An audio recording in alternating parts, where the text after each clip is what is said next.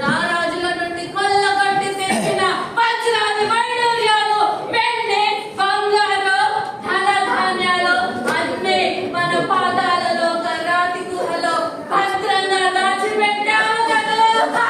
అవును.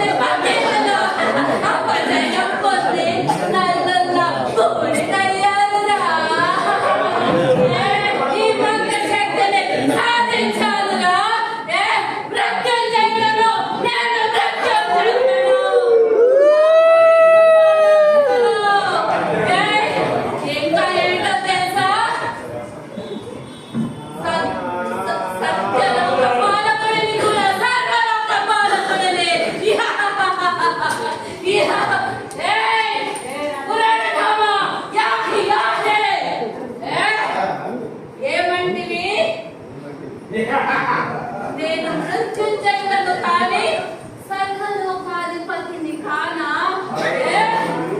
లెస్స పలికితివిరా, అది ఆ ముక్కోటి దేవతల వశం. ఎంతటి అవమానం! మళ్ళీ కఠోర దీక్ష చేయవలే.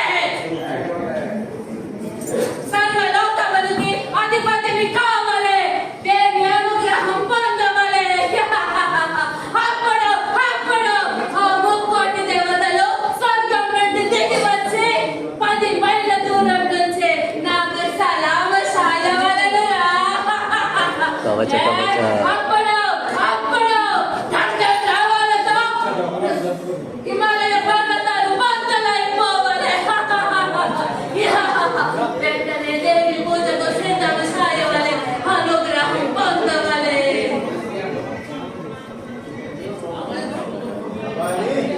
ఓం హ్రీం కాపాలినే కవచ కవచ.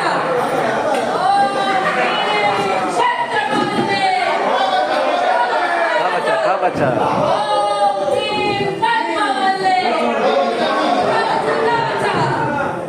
ఓం క్షత్రపాలినే ఓం లోహితనేత్రే కవచ కవచ. మాతే సర్వశక్తి ప్రదాతే, నన్ను అనుగ్రహించు మాతే, అనుగ్రహించు మాతే. నా రక్తములు నీ కోసము ధారపోసి నా అవయవాలను బలించినాను మాతే. అప్పుడు నన్ను అనుగ్రహించావు కదా. ఇప్పుడు ప్రసన్నము సాయ మాత, ప్రసన్నము సాయ.